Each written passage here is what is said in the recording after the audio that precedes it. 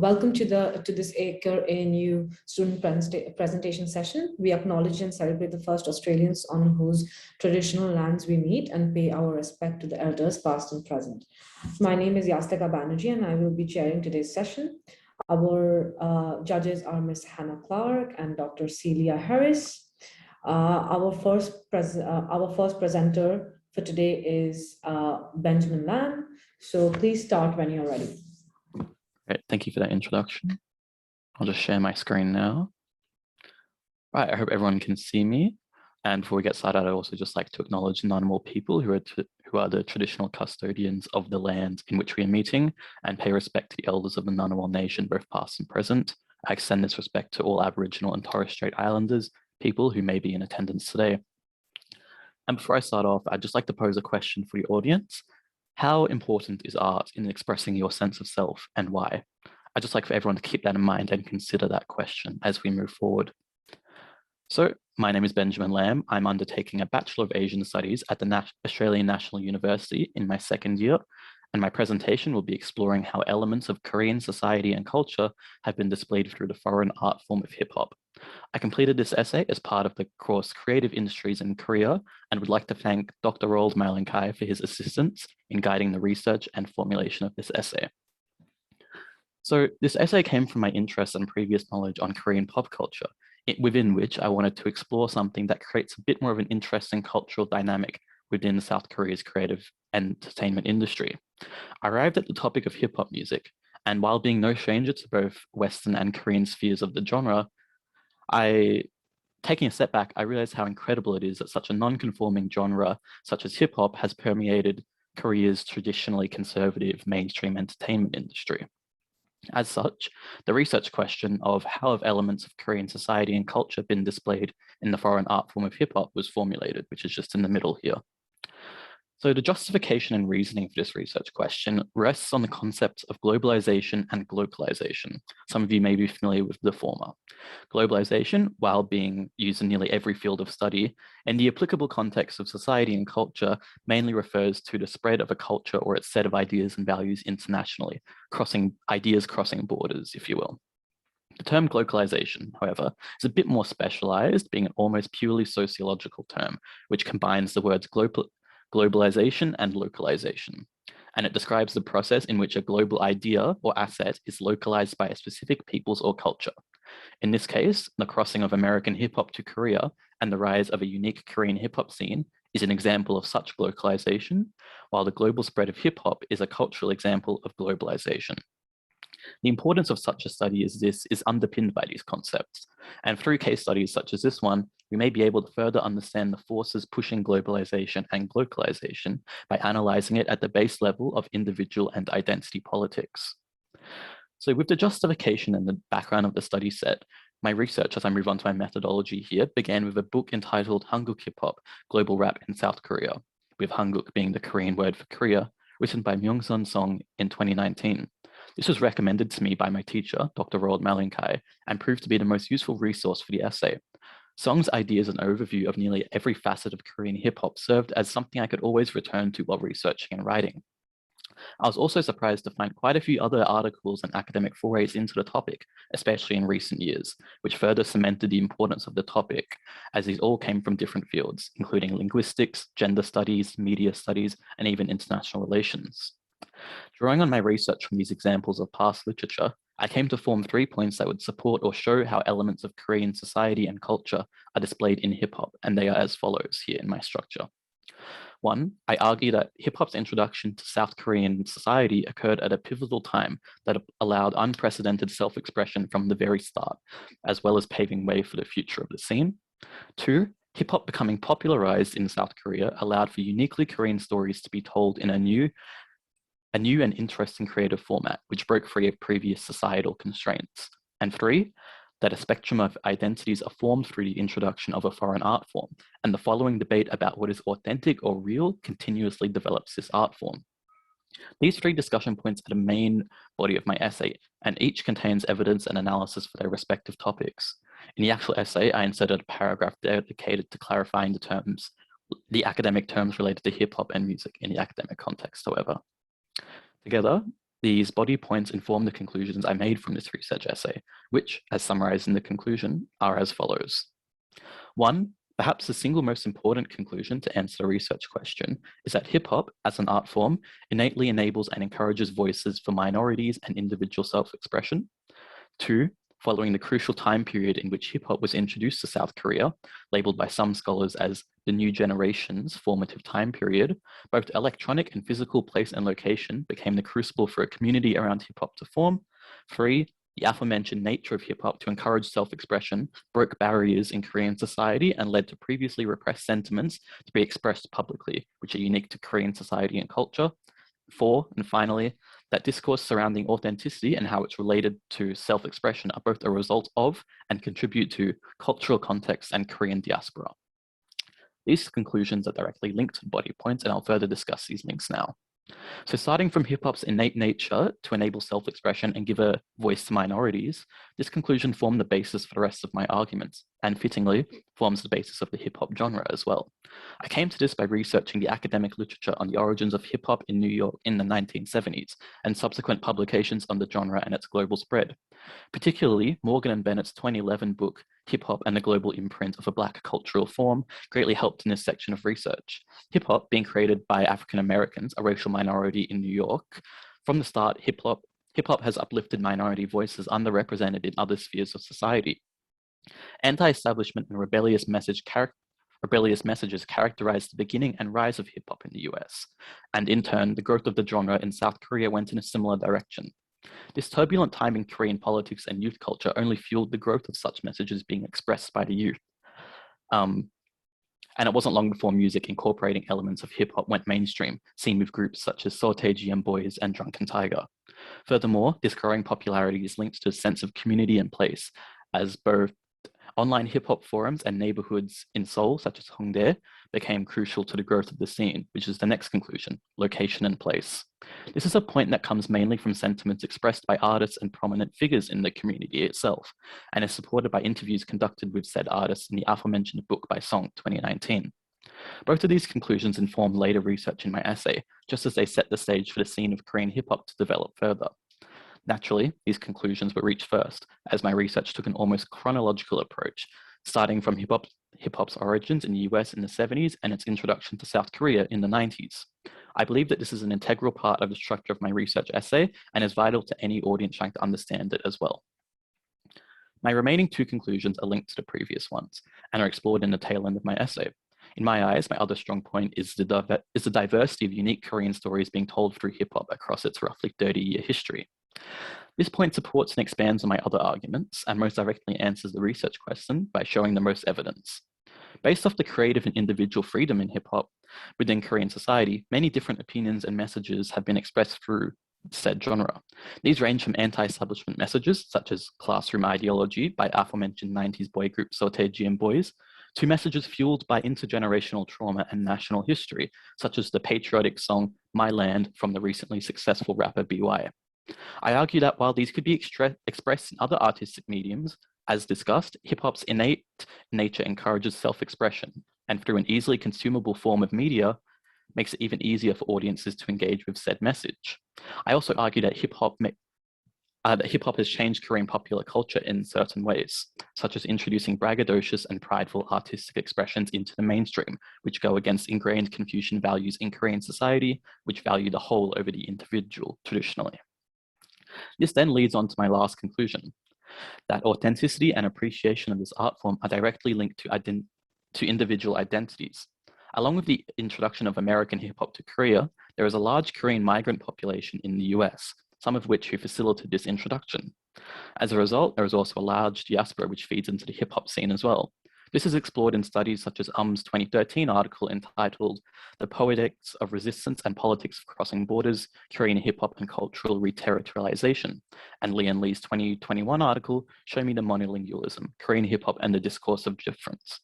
I argue that within these diasporas and self-expression in Korean hip-hop, the right to decide whether purely Korean or Korean American hip-hop, for instance, is more authentic falls down to the individual's subjectivity and identity. This ties back into the identity politics created by the forces of globalization and localization.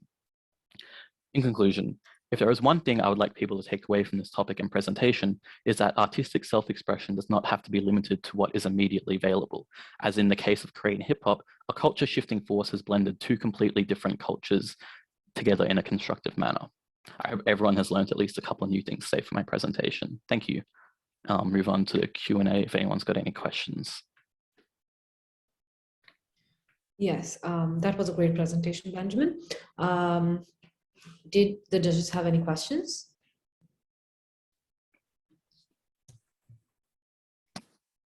Yes, thanks, Ben, for a really interesting presentation. I don't know anything about this area, so it was interesting to learn about it.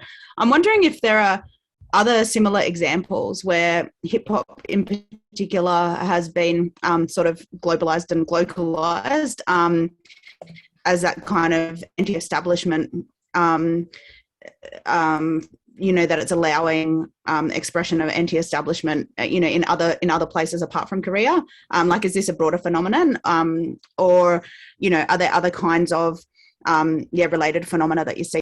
Yeah, definitely. The thing I would be most familiar with is Japanese hip hop as well, because it's influenced by Korean hip hop and is obviously geographically quite close, and the scenes are quite similar. But other scenes that come to mind is, I know there's a big thriving scene in Europe, especially among youth. So, and they express mainly anti-establishment messages as well. So it also seems to be a trend within societies and cultures that have recently come out of industrialization, such as South Korea, Japan, even some of the Eastern European countries. And this is where the youth are growing up in a new society and they wish to express their messages, which are obviously vastly different from their parents who have lived through the industrialization of their country or society. So yeah, it is quite a global trend at the moment, but I can't say I'm as familiar with some of the other examples apart from Japanese and Korean hip hop. Yep. Thank you for that question. Did we have any other question from the audience? Please feel free to either type it out in the chat box, or I can raise your hand, I can unmute you.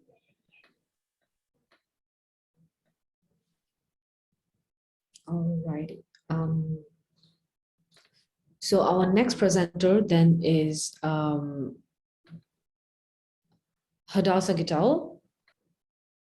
Good luck, Hadassa. Thank you. I'll just share my screen.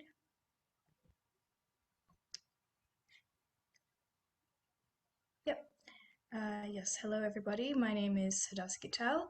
I'm a student at the University of Sydney in the Sydney Conservatoire of Music, and I study a Bachelor of Music.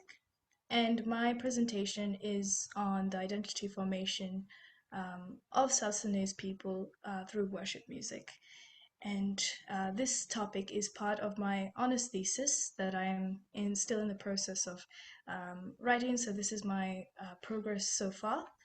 And what interested me about this topic is that Australia is known to be home to many immigrant communities.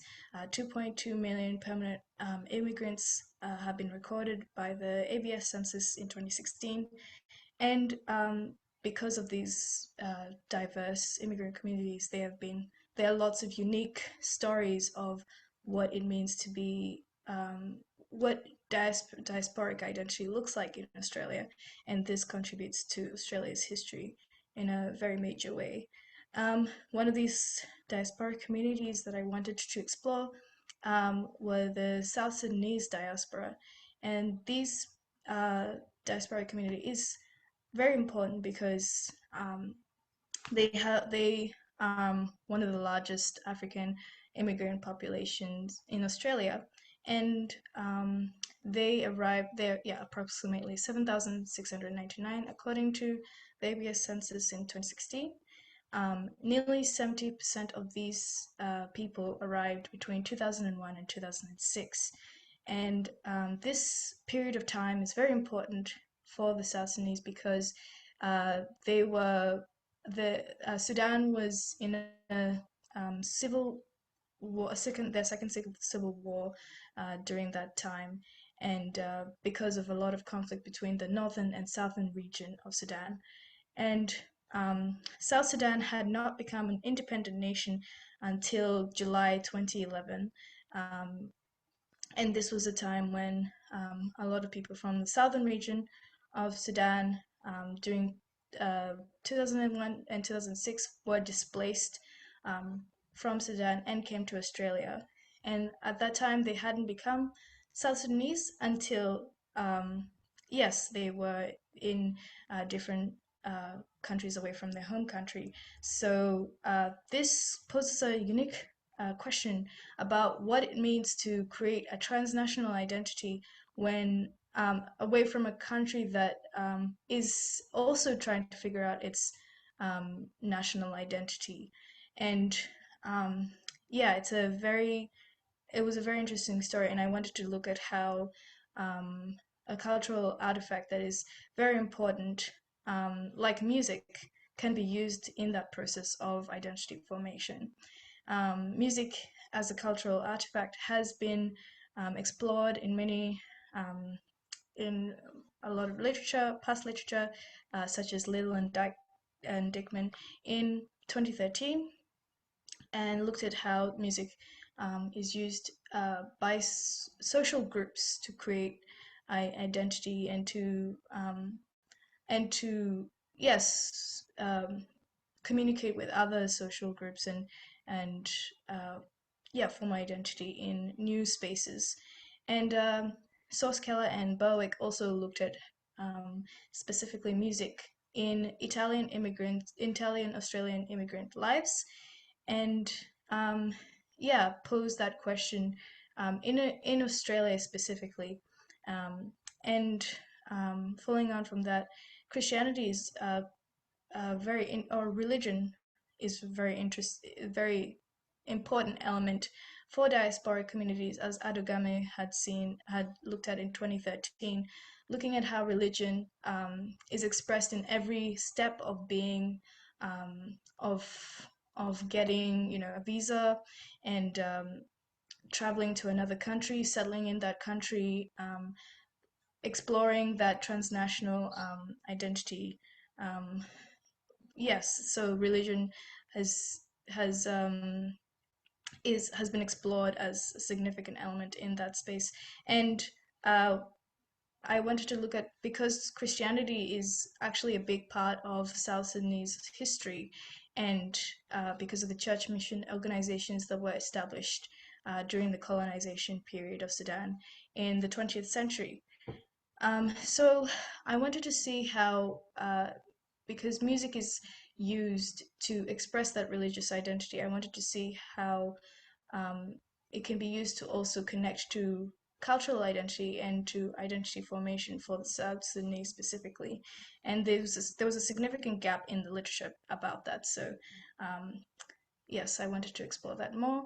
And much of my research is under the field of ethnomusicology, which is the ethnographic study of music and culture. So looking at how music shapes culture and music is used in everyday life, and how it can be used to connect to national and cultural identity.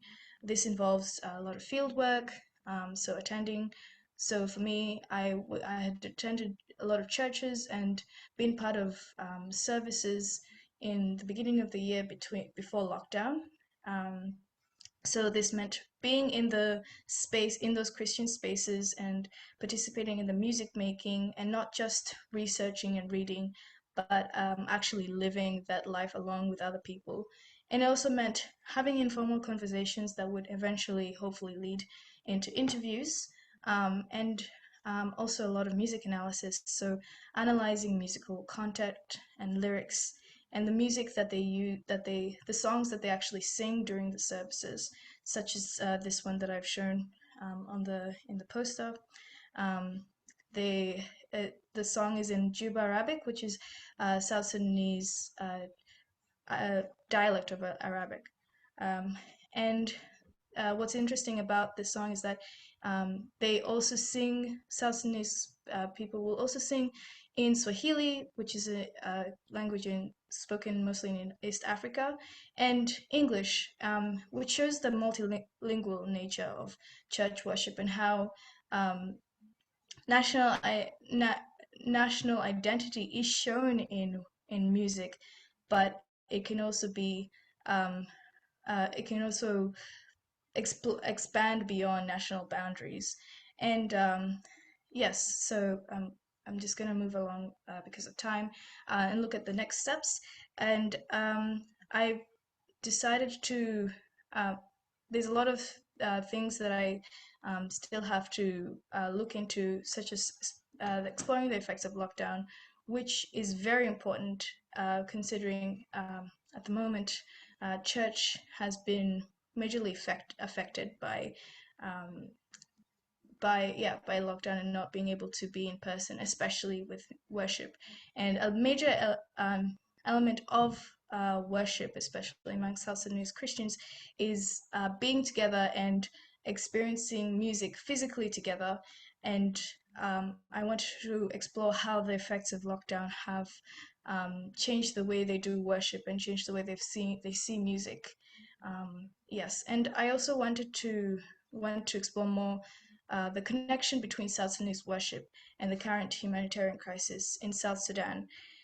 South Sudan is still going through a lot of struggles as an independent nation, as because of its ethnic diversity and its a lot of conflicts and tensions, especially with the North, and trying to it's been 10 years now since they were declared an independent nation, so they've gone through a really tumultuous process of becoming and and defining who they are, what being South Sudanese is.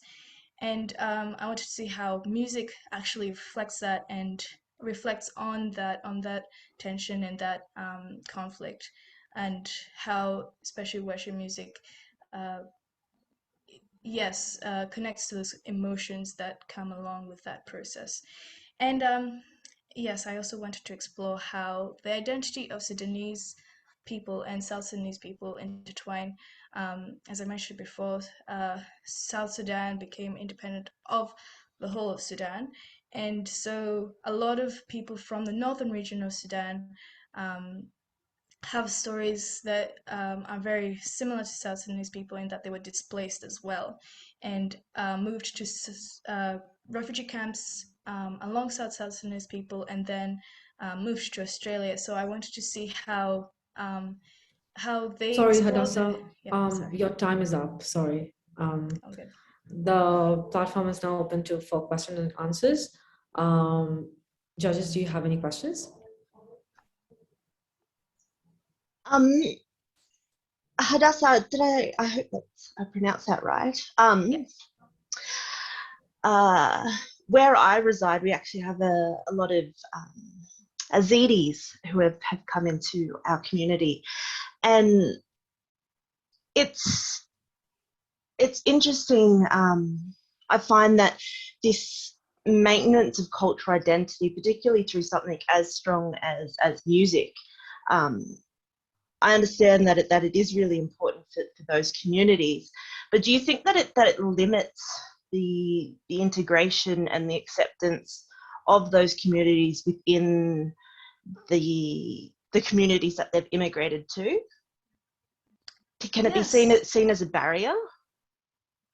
Yeah, that's a very interesting question. I think yes, it could be seen as a barrier in that there are many cases where diasporic communities have this I guess find an obstacle in trying to adapt and in trying to be part of their host country, while also being their, I guess, being connected to their own home country. But I think music actually sort of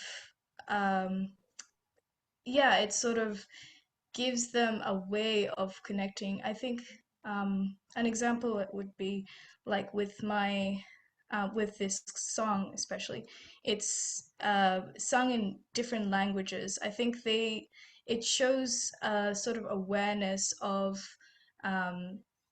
there's much more to just being South Sudanese, like their story and their as people who have been displaced and now are in Australia connects to being Australian. So I think their music actually reflects that, I guess, that transnational sort of being in the sort of in the middle of national identities, I guess. So yeah, there's a mixture of distance but also acceptance, I would say. Yeah. That's brilliant. So it kind of acts like a bridge for these individuals. So sort of holding the displacement, sort of where they're being displaced from, that cultural identity, whilst acting as a conduit to being a part of their local community now, but still maintaining some aspect of who they are. Yes, exactly. Yeah, that's what I would say. Brilliant. Thank you. Yeah, and just to follow up on that, what I was going to ask you, Hadassa, it would be really interesting to compare the kind of music among Australian South Sudanese communities as opposed to South Sudanese communities and Sudanese communities, still in Sudan, because that's where you really might start to see the blending of the cultures and the kind of unique Australian South Sudanese identity coming through. Yeah, that's very true.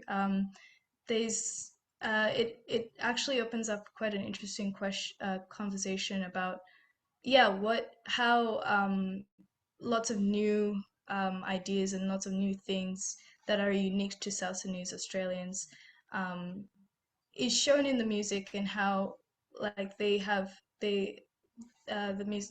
stories of South Sudanese Australians and South Sudanese kind of change in that, and sort of parallel, but they diverge. So yeah, it's very interesting conversation, and I'd definitely like to delve into that more.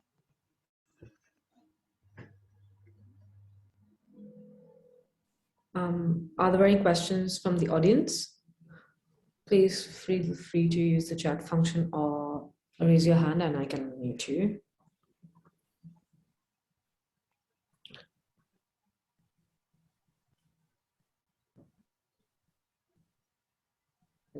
Nope. Thank you, Hadassa. It was a great presentation. Moving on to our final presenter, Ahmed. Please start when you're ready. Thank you very much. I'll just share my screen.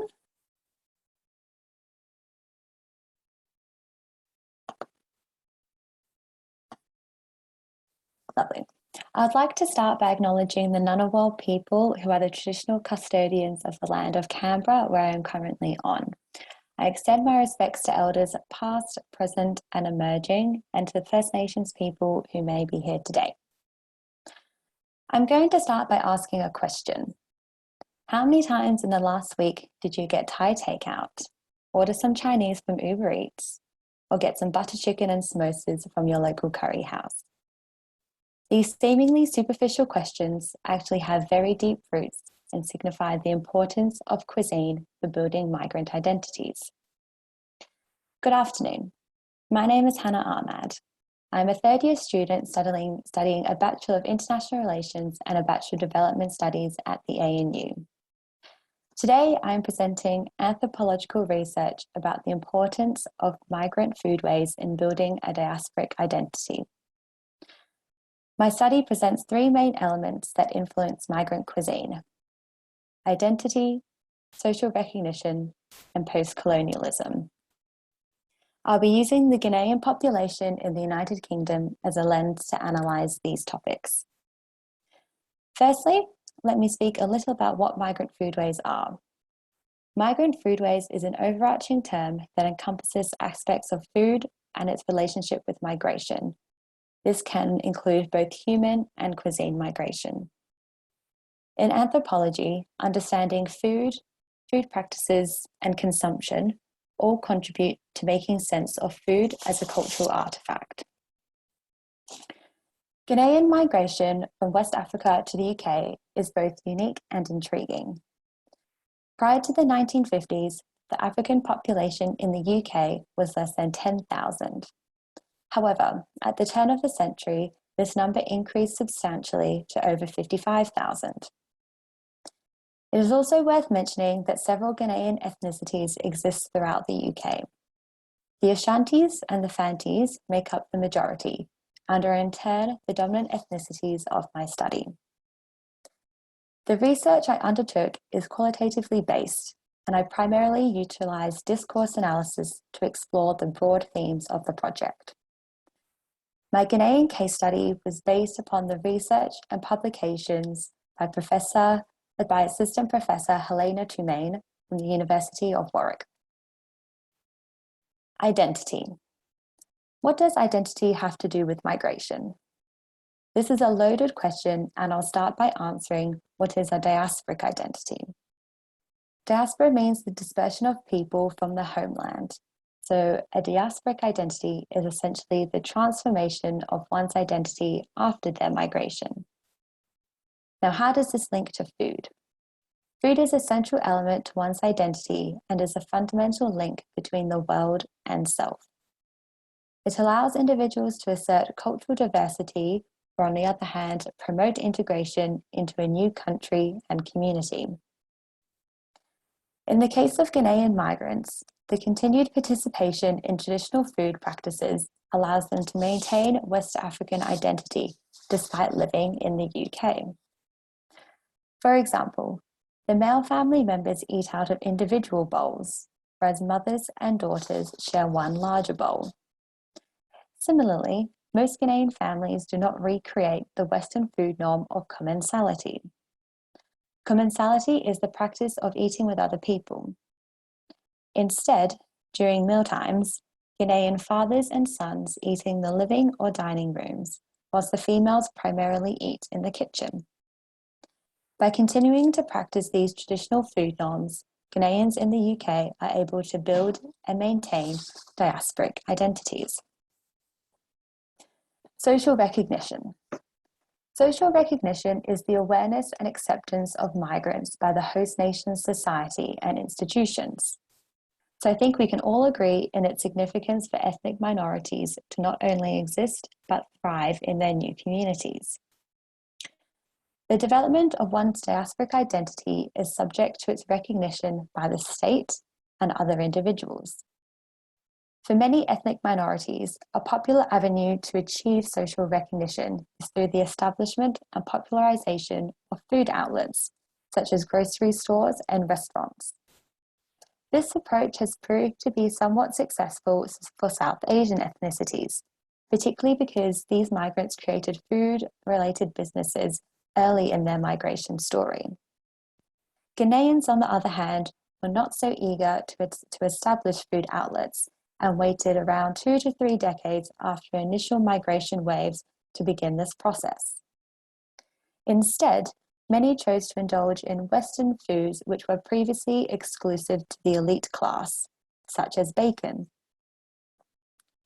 When Ghanaian food outlets did establish, most did not provide English translations or explanations of national dishes. This indicates that they did not cater to non-Ghanaian patrons and did not seek to receive social recognition through food outlets. To compare this approach to South Asian migrants are a prime example of how are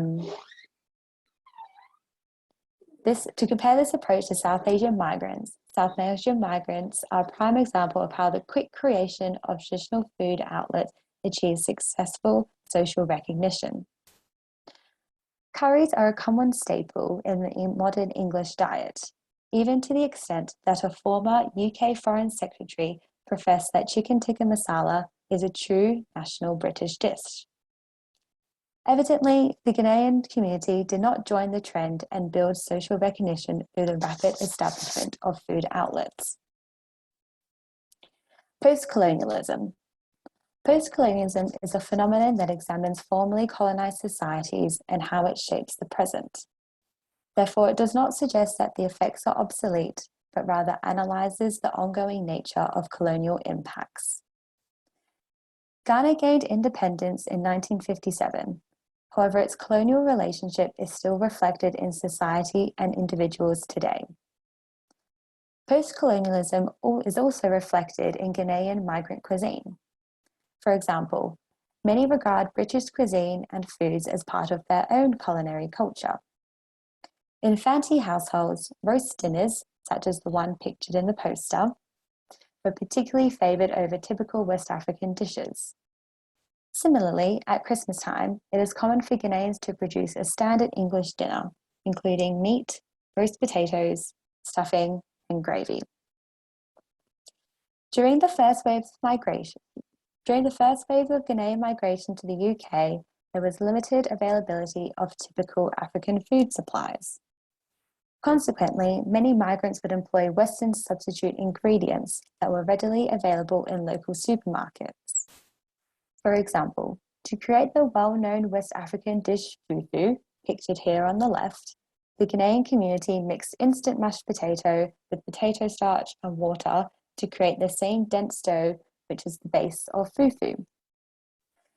This flexibility and adaptation enabled Ghanaians to further develop the hybrid foodway and preserve Ghanaian identity in Britain.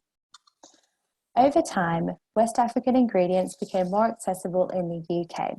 However, many migrants did not revert to using traditional products and opted for the Ghanaian-British hybrid version instead.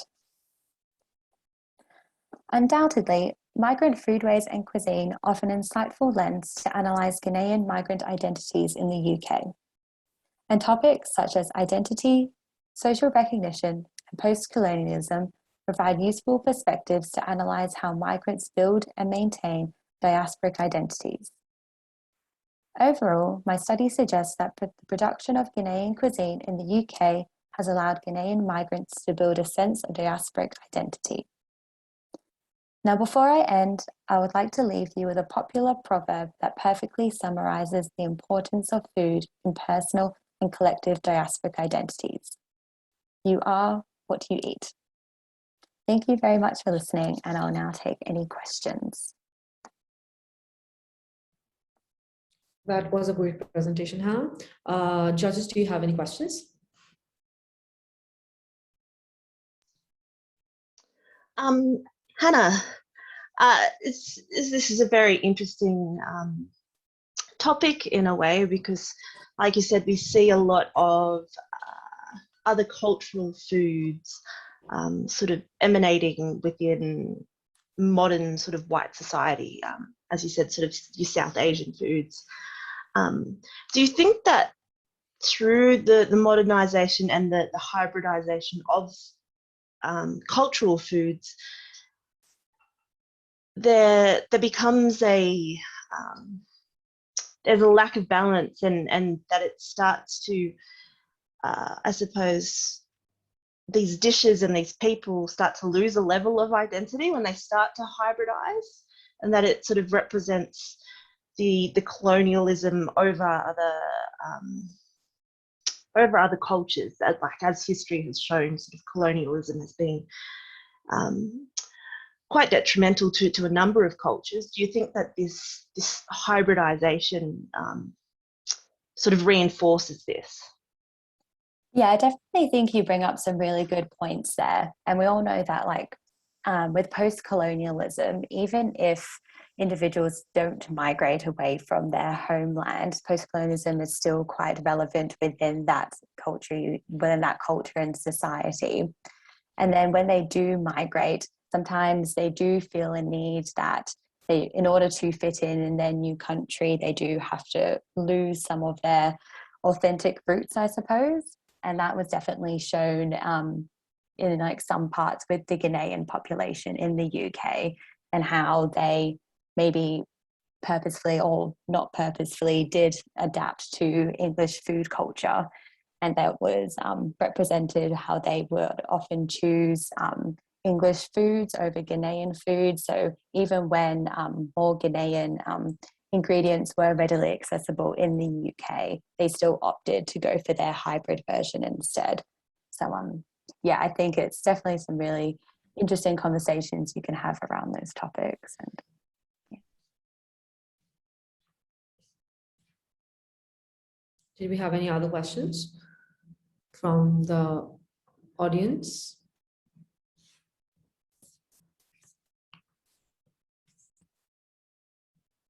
Alrighty then, that brings us to the end of today's session. Thank you, judges, Hannah and Celia, and congratulations to our student presenters. Oh, I think we have a question. Oh, it just says, thank you for your presentation, Hannah. It was very well placed and I found it very interesting, even though I knew nothing about it. Can why? Thank you very much. I'll repeat it again. That brings us to the end of today's session. Thank you so much, judges Hannah and Celia, and congratulations to your student presenters. This recording will be available online following the conference, and we hope to see you in other conference sessions this week. Thank you so much. Congratulations, everyone. Nice job. Thank you. Thank you.